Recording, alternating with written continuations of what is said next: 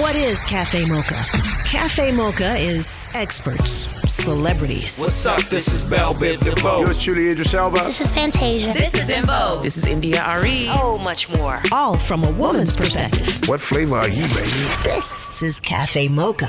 Conversations for the Cultures, Cafe Mocha with comedian Lonnie Love, hip-hop diva Yo-Yo. I'm Angelique, the producer.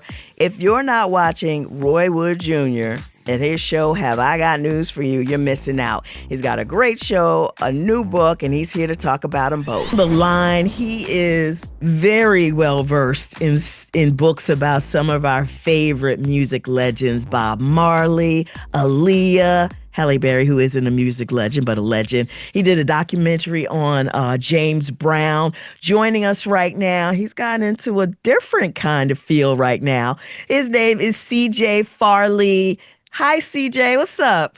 Hey, thanks for having me. I appreciate it. Look forward to talking to you. Well, CJ, he has this new novel out called Who Knows You by Heart, and it deals with a big tech, audio entertainment, and AI. We could not wait to talk to you, CJ. What is happening with AI? Tell us about the book and tell us how the book came to be. Well, one reason why I wrote Who Knows You by Heart is because of my background in big tech and my background in music. I used to be the music critic for Time magazine. I wrote a bunch of books on music, and we're seeing right now the way AI is trying to take over music. There are all these AI-generated artists that are winding up on the charts. There's one that's number one on the country music chart on Billboard right now, and that's worrying a lot of human musicians because they're like, I'm trying to make a living here, and now I got to compete against AI-generated content product. And that's tough for people wanting to keep their jobs, wanting to keep their love of music going. So that's one reason why I wrote this book. I'm sorry. I just need to pause for a second. So you are saying there's an AI-generated country song on the Billboard chart right now? Is that legal? There is. It is legal. It shouldn't be. I actually think because Billboard has charts for everything. They got charts for Americana music. They got charts for electronica. They got charts for everything. They should have a separate chart for AI-generated content. There's no way, I think, that an actual human flesh and blood musician that has a 401k that went to music school, went to Berklee's College of Music, has to compete against a robot, basically. It's going to end up like, remember that story about John Henry, the steel driving man that we all read about in high school or junior high school? He's trying to make a railway, and he's competing against a steel driving machine, and he wins. But he has a heart attack or something on the way, and the way to winning. That's going to happen to all these musicians. They're all going to turn into John Henry, the steel driving man. So I wrote this book because it takes you inside of big tech, what it's really like, what goes on behind the scenes, and something we all need to know about because we're the ones being locked out. People of color are not represented well in big tech. We're not the ones who are making these algorithms and writing these algorithms. We're not the ones who are sitting in the C-suite for the most part. And we need to change that by thinking hard about it, getting these jobs, doing our own startups so we can control what's going on with AI in the future before it starts to control us. Listen, I came from hip hop, and we used to use samples for our tracks, and the original artists that we use, we had to pay them. Now AI, who's not a real person, and there's no compensation, for the artist that they're mimicking the image off of, do you think that will change? Well, you're exactly right. I use that example all the time, that basically the way AI is trained, it's not some miracle. What it does is it's trained on past performances by human beings. Their songs, their singing, their songwriting skills, their writing. I myself have found some of my past books in some of the training data that AI is trained on. But they've convinced us that it's okay, that rappers have to pay for things when they sample things. These computer programs and the big tech firms behind them have convinced us it's okay because they're sampling such a small bit of what humans have done and mixing together so much that maybe they don't have to pay, and maybe we'll never find out, and it's a black box and you can't find out what actually went into the stew. Right. Well, we need to find out what's in the sausage and get people to pay a fair share, because it's taking over things that humans not only can do, but love to do, like music and writing. And so that's a real problem. You know, we had a actor strike about a year and a half ago, where we were trying to fight for AI restrictions, and I don't even know what came with that, CJ. It's a mess. It's really, really a mess. In your opinion, what do you think is the first thing that needs to be done with this whole AI situation? Well, first off, we got to have truth in labeling. If something is AI content, whether it's music or whether it's a background actor in a movie, we need to have a credit somewhere that says, "Hey, that's AI." That's what's going on here. Just like when you go into a grocery store, it tells you what's in it because maybe you're allergic to peanuts.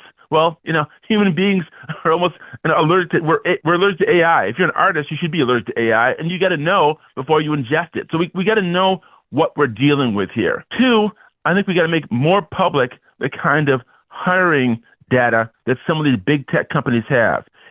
Black people make up about 13% of the labor force in America, but at most of these AI firms, we only make them about maybe 3 to 4% of the executive leadership, and some of that may be exaggerated. It's hard to tell how accurate those numbers are. That's not good because when they come up with these AI devices and algorithms, they often project them as if they're objective, as if you can trust them. But if we're not involved in the making of them, the programming of them, the running of them, the selling of them, we shouldn't trust them. And we need to be afraid of what they can do, and we need to take steps against that. And again, information is a key here. Knowing what the numbers, the hiring numbers are, the promotion numbers are, knowing how we're represented at these companies, and also knowing what the product is, whether or not we're part of, whether or not the product is being made by AI or made by human beings. The title of your book is called "Who Knows You by Heart." How did you get that title? Yeah, I got that title because you ever heard of Derek Walcott, one of my favorite poets? He's a poet who's from the Caribbean. He has this really great poem called "Love After Love," and there's a line in that poem that goes, give wine, give bread, give back your heart to itself, to the stranger who has loved you all your life, whom you ignored for another, who knows you by heart. And that line always stood out to me because it's a love poem. And there's a love story in my book. I'm talking a lot about AI and I'm talking a lot about hiring numbers, but it's also a suspense thriller. It's also a love story because I want people to enjoy reading the book, but there are also these serious messages about the threat of AI takeover. But I've always loved that Derek Walcott poem, "Love After Love," and so I sort of named it after a line in that poem. But a lot of the other parts in the book were inspired by people that I've interviewed over the years. I've interviewed like Beyonce, I've interviewed like Taylor Swift, I wrote a book about Aaliyah because I interviewed her. And some of the things that those great performers told me or that I learned in those interviews, I kind of wove in the book as kind of an Easter egg, just to sort of pay tribute to sort of their great artistry. I love that. We're having conversations for the culture. If you want to dig even deeper into the conversation, check out the podcast at mochapodcastnetwork.com. mochapodcastnetwork.com or wherever you listen to podcasts.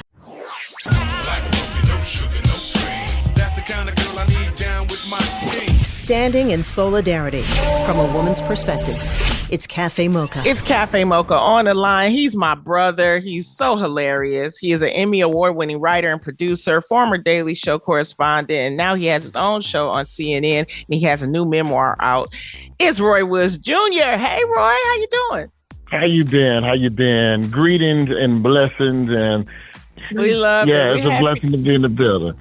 Well, you have this new memoir out called "The Man of Many Fathers." How many fathers you got, Roy? Well, I think we all got a lot of parents. The book is basically this. My pops died when I was 16, and I'm the ninth. I'm my mama's only child. I'm the ninth of 11 from my dad.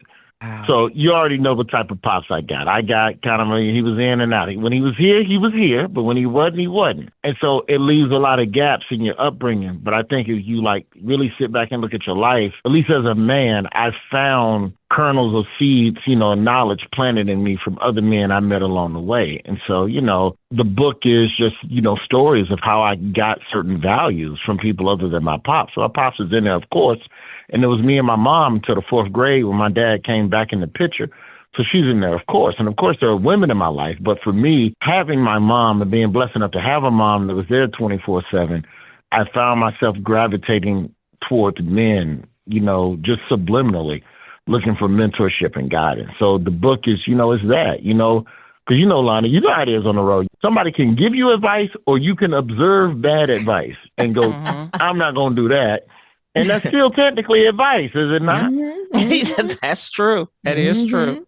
Which father gave you the most important lesson? I think my dad, low key, my pops, we didn't really get along the last couple of years before he passed. And right before he died, he asked me, I cooked him a meal, right? He had prostate cancer. And so before he went into hospice, I made him some food. It wasn't nothing crazy. It was hamburger helper.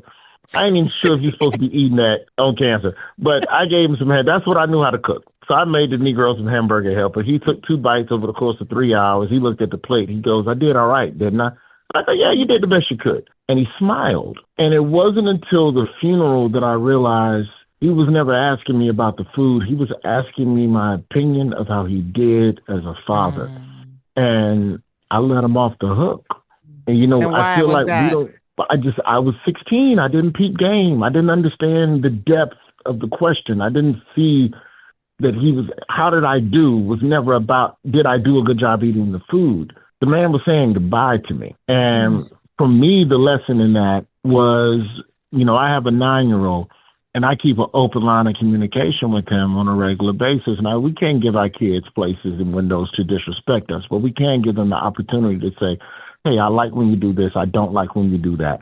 But I guarantee you, your kids don't know how to breach them topics. So it's on us, the grown folks, to open the door. So the best lesson that I've learned is to be able to open that door, not just for my son, but anybody that looks up to me or works for me, mentorship, employer relationships.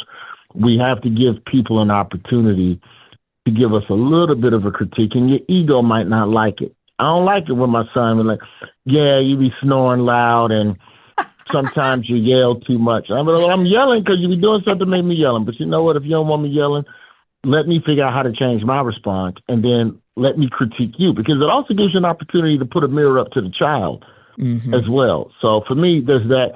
And then also I had a coworker in high school who was high on cocaine and slapped me for snitching on him for being on cocaine, and he didn't get fired, which told me, if you're good at your job, you can do whatever you want. And Lonnie's still here. Anyway. Well, you know what? Yeah, though it's just, there's just so many lessons that we get from people that are around us, and I just look back and I'm very blessed to have had a village of people who saw me and looked out for me. I was on probation for 3 years in college for stealing credit cards. I was getting them. Tell y'all something about 1998.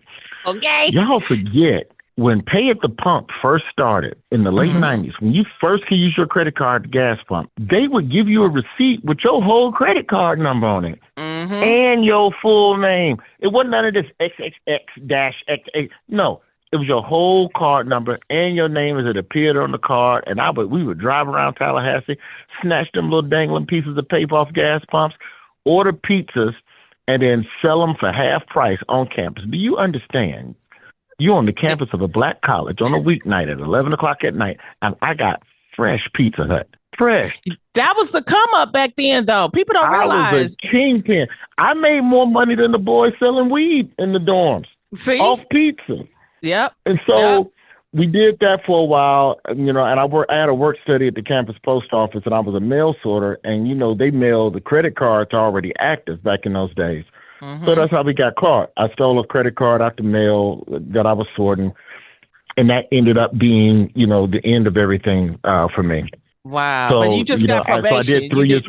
But why did I get probation, Lonnie? I got probation because I was surrounded by administrators who saw me for what I could be and not for who I was. And that was a blessing. That was truly a blessing. And so for me, that became a situation where it's given me the ability to see that in people that I want to hire. I had a whole pilot for Comedy Central, Jefferson County Probation, where we were focusing on the role of recidivism and the role of, it's more people on papers than in prison. So let's tell their stories and show that everybody is not the sum of their mistakes. And, if not for Dr. James Hawkins over in that department over there and Dr. Sandra Inge over there in the journalism department, like these are people who really could have just rolled me up and thrown me out with the trash, and they didn't. And I never forgot that. And it's changed my approach to people and forgiveness just, as a whole. Did this have a big influence for you writing the book? Yeah, I did, because I look back on my life and it's just, there's so many things that could have gone a different way for me. And I'm just grateful that I just had folks every so often that would give you a little pat on the back, give you a little bit of an attaboy, give you a little bit of a way to just know, hey, man, you're doing all right, young blood, keep going. We look at the fact that like a lot of black men go, well, I ain't had my daddy. Okay, cool. Yep. Take a minute off that bitterness and look at everyone else that you had, and I bet you there's something of them inside of you. So is that the suggestion that you give to a black man? Like, because there are a lot of brothers out here that don't have fathers. And, what advice, besides reading your book too, do you give to these brothers so that they're not bitter?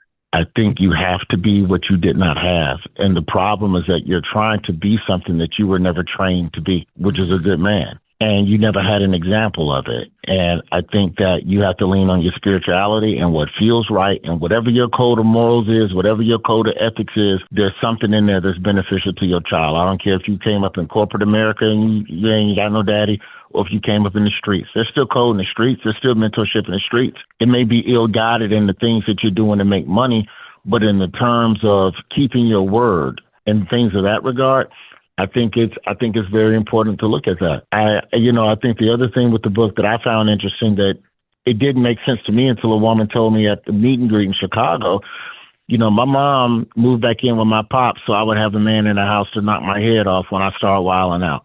And he didn't treat her with a level of respect. And there's a degree of emotional sacrifice that comes in that. And my mother paid a big price. She'll never talk about that. She'll never bring that up. But knowing what I know about love and how to treat a woman, she sacrificed a piece of herself for my growth. And a woman came up to me at the meet and greet, and she said that her son blames her for her dad leaving, and she hates her for not staying with him. And she bought the book for her son to read so that her son could understand why she left. Wow. Because here's what could happen if you stay. And I'm not saying that either choice is the right choice. They both have consequences. But I just think in those situations as a woman, you're forced to either better the child or better yourself. If you're trying to live with a man who ain't about nothing, I think that's the unfortunate reality of it. And so I never even thought about my book from that perspective, Lonnie, just in the terms of, my mom put up with a lot of craziness in exchange for the fact of, hey, here's some free rent. Our schedules don't match up, so we never in the house at the same time anyway. I'm going to take the money I save and get 2 more degrees, and I'm going to dip on you. And that was her plan. So she just put her head down and did the work. Disrespect wasn't allowed, in the house or anything wild like that. But just in terms of, you can't date in that construct. How you explain that to the new dude? I live with my husband, but he don't be home because he got 2 kids across town. But we can still go out if you want, but you need to be gone by 10 p.m. because that's when you get home from this jam. So many people feel that way, That's so, you say women just deal with the situation, put their heads down, dealing with men in the home. That's so true. And that's the sacrifice, and I'm thankful for it. But then when you dig even deeper on that, what I realized is that I saw my mother's discomfort. I saw my father using money to manipulate us. And that put me in a place of wanting to work so that I wouldn't be a burden to her. Well, now I'm working 30 hours a week at 14 years old. Where's my childhood? And then you get older, and that grind that everybody goes, oh, wow, Roy, you got such a grind. You hustle. You got all these different things. Yeah, I do. But a lot of that's just a trauma response to wanting to make sure that there was always money in our back pocket in case my pops was tripping. Wow. So, you felt like you were the man of the house.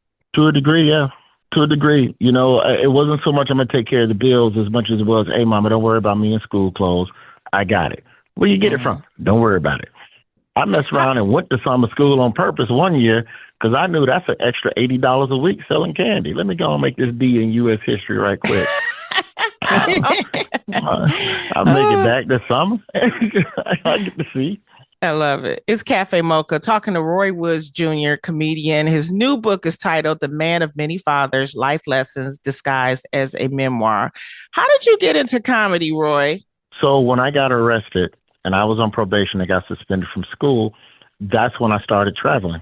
I started traveling doing stand-up. I ain't had nothing else to do, and I thought I was going to prison. And that was legitimately what I thought my life was going to be. So I started doing stand-up. I got arrested the Thanksgiving week of 98. I started open mic that year. I was suspended until September the following year. And when I got back in school, I just kept doing stand-up. I was on probation, and that was it. And comedy was something I always wanted to try. But you know how it is, Lonnie. You think the world, like, that's not for you. Right. You know, I'm from Birmingham. That's for people from the big city. But it wasn't until I saw Ricky Smiley, and Ricky's from the crib. And when I saw Rick on Comic View doing My Name Lil Daryl, I think that's 96, 97, somewhere in there, that was the validation. Like, oh, you can be from here and get over there. You can be from the, as Goody Mob say, you can be from the parts they disregard and still achieve something. And so to me, that was very, very important. And I just started doing stand-up and just never stopped. I got back and I graduated with my degree in broadcast. Got back to Birmingham, started doing morning radio, started doing stand-up, and that was it. And then I saw Lonnie rip it on Star Search in '03, talking about the potato salad, and I was like, yep, let me try and get, they booking black people? Let me try and get on the white show. You know, we've been in this a long time, Roy, but you know, it's been a long time, but I hope that you are proud of yourself. I mean, you started on the Daily Show. You did a fantastic job at the White House Correspondents' Dinner that year. And now you have your own show, weekly show on CNN. Can you quickly tell us about your show on CNN? Yeah, Have I Got News for You is simple. It's a fake game show about current events. If you don't know nothing about what happened this week, watch our show. And imagine if Jeopardy was just about stuff that happened this week, but we don't keep score. Right. That's it. It really is a fun show. Random people. Yeah. We invite on politicians and random folks, and we just have fun with the news and try and keep it light, even though it's something that's really worth crying over. I know that's right. I love it. Well, you know what? We want you to just keep coming on Cafe Mocha. You are so funny. You're so hilarious. And personally, you know, I'm so proud of you, Roy. His new book is called The Man of Many Fathers, Life Lessons Disguised as a Memoir. Pick it up as a good holiday gift. Thank you so much, Roy, Indeed. for joining us. Love y'all. Good to meet you other ladies. Thank y'all so much. Take care. Thanks, Roy. Thank you. Okay, love y'all. Peace. Peace. Comedian Roy Wood Jr. is on the road till September. So is Lonnie Love. She's out there with Martin Lawrence. Plus, she's got a couple of shows in Charlotte at Headliners Uptown on May 29th and 30th. Check out Roy Wood Jr. and his show, Have I Got News for You? You can catch it on HBO Max, Hulu, or live Saturday nights on CNN. We've got more coming up on Cafe Mocha. We're at Cafe Mocha Radio. Socially savvy on Facebook, Instagram, and Twitter. Serving up more Cafe Mocha on the way. UNITY, UNITY, that's a unity. It's Cafe Mocha. It's Cafe Mocha. Lonnie Love, Yo-Yo, and Angelique on the line. He's a comedian, an actor, a writer, and producer. You know, he had his breakout role as the TSA agent Rod Williams in the Oscar-winning instant classic Get Out. But you know what? He's still doing his comedy, and he's still doing those great movies. And he has a movie out called We Grown Now. It's my man, Lil Rel Howery. Hey, Lil Rel. What up? What it do? Hey, you know, it's always a good day when I'm talking to you, bruh. Thank you for talking to us. And I'm just interested in this movie. I saw the trailer. We Grown Now. Let's talk about this story. Yeah, I mean, it's set in the 90s in Cabrini Green. And, you know, I'm from Chicago. Cabrini Green used to be a project that no longer exists anymore in Chicago. And it actually deals with a time where, and I can actually remember this as a kid, it was a gang shooting and a child was murdered. And it put everybody in alert. And this story actually talks about it from the perspective of two young men who are kids who's dealing with this, right? You know, their parents are kind of panicking, and You know what's interesting about this movie, and it made me go back to this. It was like, I remember when it was the first time we started seeing children killed from gang violence. Mm. And it's weird because now it's almost not necessarily a regular thing, but I'm not saying we're used to it, but it's been kind of normalized. But at that time, it was a big deal because I remember even my parents felt very hesitant at the time about us going outside because of this. So it's just really interesting. But it's a beautifully shot movie. It's a beautiful story, and I try to do my best to not say too much because I want you to experience it. But it's beautifully shot, it's beautifully acted, and the two young men in this movie are simply amazing. Yeah, people can check out the trailer on YouTube. We Grown Now, and as you said, Lil Rel, you are from Chicago. So when you were shooting this, what kind of connection did you feel as you were shooting it? Yeah, it felt like even the way they remade Cabrini Green on the studio lot, it was kind of surreal. I think I had a second where I had to kind of like sit there and because it looked so real. Mm-hmm. And you just remember that time. Once again, like the 90s was a very, very interesting time in Chicago and at its height of gang violence, and kind of reliving that and honestly reliving it as an adult and as a dad in the movie was very surreal because I was a kid when it happened. And so to kind of be in this other side of it and looking at it from the parents' perspective, it was like, wow. It was more, not necessarily full circle, but I could understand what my parents felt at the time. It's Cafe Mocha. On the line, comedian and actor Lil Rel. You do so many movies and you've been so successful. When you're taking these projects, what is it? Do you have a list of, okay, things I'll do or things I won't do when you're thinking about taking a role? Something, I don't overthink it because like a lot of times there's a lot of scripts that come my way. And I try to find stuff that I like that speaks to me. And even more recently, I've been doing a lot of stuff with more intention to it. And honestly, I've been leaning into a lot more dad stuff also. I enjoy being a dad. And so it's been very important to me to start being a dad in more of the films and TV shows I'm in. I kind of want to get my Steve Martin on. I'd like to know, how did you get your start, your overall stand-up career? Like most stand-ups, for me, it was a dream to do stand-up. So I started like right after high school, maybe a couple months after I graduated high school. I went to a comedy club that I wasn't old enough to get into at a bar because I was still only 18, 19 or whatever. And so, I found the list and went up and been hooked since then. I was hooked before that, from Richard Pryor to Eddie Murphy, Def Jam, and Comic View.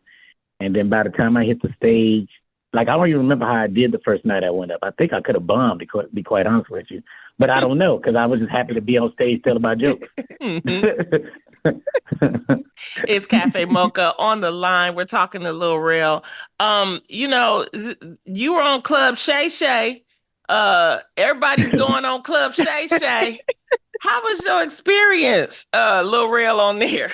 Yeah, it was honestly, I had fun. I was very honest, and it's so weird because I think they booked all of us around the same time. So nobody knew that at the Cats interview it would turn into this thing because before that, you had Ricky Smiley do it and Steve Harvey and Sid and DC Young Fly, and it was just really a dope platform that I thought Shannon Sharp was cool to give a black comedian. You know what I mean? Because he's a mainstream artist. And so he has something where the mainstream can get to see a real conversation with black comics he loves, honestly. Because there's only been black comics on there. Mm-hmm. And I thought it was cool. And then Shannon I did a sports series a couple of years ago. And he was a guest of mine, which I told my own one. And so when he asked me to do it back in November, I was doing it to promote. I was supposed to be promoting Dashing Through the Snow, the Santa Claus movie. But we had to push it because of scheduling. So I ended up doing it in January, the week after Cats interview came out. I know we're talking about all these important movies that you've been in, but I love Dashing Through the Snow. The family watched it. We absolutely loved it. No, thank you for that. It was good. It's like going back to the Club Shay Shay. When you sit on that couch, it's like that becomes a truth couch. Is it the Right. liquor? Is it because the couch comfortable? What do you think it is? I know everybody gonna have their jokes, so I don't drink anymore. So I didn't have any of the liquor there. So it was just I was drinking water, and I was very honest. Now I can't speak for everybody else. I think And also, I don't think it's truth serum from everybody. I think I know I told the truth, and I was very honest, but I don't believe everybody that sat on that couch did that. Who lied? Go, Right, go who on now. lied? Who lied? Oh, Lord. I mean, you all know, like, not to be like that, but Cat lied about a lot of stuff. But, Yeah. he's so funny and so charming. You just kind of like, I mean, like, if Kanye had Cat Williams' delivery, he'll be president. I feel it. And it's just the state of comedy right now is just so sensitive. What do you think the issue is with comedy right now, especially Black comedy? I don't think the state of comedy is sensitive. Especially depending on what type of comic you is. Right? For me, I've always been, the way I do stand up has never necessarily offended anybody or anything like that. And so I've always told stuff from a perspective, because I love people, right? I can still roast somebody, but they would never be angry at me about it. And I think it's how you deliver things. And being from Chicago, where I think most of the great comics come from, even Bernie Mac could say something really hard, but you didn't take offense to it. And so I think it's the way you deliver things. And then, like you said, Black comedy, the reason why Black comedy is in this weird place, to be, if I could be really honest, this is the most successful we've ever seen Black comedians, right? Like for real. It's like a nice amount of millionaires now. And that didn't even exist 10, 20, 30, 40, 50 years ago. And so now that you have all these successful people and now they're getting older, we actually watching a lot of people who were cool in the 90s become old people. And so because of becoming old people, they're kind of talking crazy. And so like... we experience a lot of dudes going through their midlife crisis. According to a new study, casual dating is over. 75% of Black people on dating apps are looking for a serious relationship. Is that what you're finding? Or is it a whole bunch of cheap men trying to get you over to their house? Or a bunch of women trying to get you to marry them as quick as possible? We want to know your online dating experiences. Message us at Cafe Mocha Radio on Instagram or Facebook. Here's your dose of espresso. Strong, hot news now. This is the Espresso. The Secretary of Defense literally said Trump doesn't want to stand next to a Black female officer at military events, so he's denying promotions. It's a part of his bro culture that only white men need to be in charge or need to apply. The war in Iran was only supposed to last 10 days, but Republicans can't even decide whether it's a war or not. We may have casualties. That often happens in war. Strategic strikes are not war. We set the terms of this war. I wouldn't call this a war as much as I'd call it a conflict that should be very short and sweet. Mr. Sexy from Bridgerton, Ray J. Jean, and singer-actress Halle Bailey are in a Black romantic comedy, which we haven't seen in ages. You're right. There are a lot of people out there that say, rom-coms are dead. People don't want to see rom-coms anymore. But the reality is that we need them now more than ever. We love to fall in love. We love to laugh. The classic rom-coms that a lot of people in new generations haven't had. You, Me, and Tuscany currently in theaters? No, you can't stream it. That's the Espresso. UNITY, UNITY, that's a unity. It's Cafe Mocha. This is Cafe Mocha. On the line, we're talking to Lil Rel.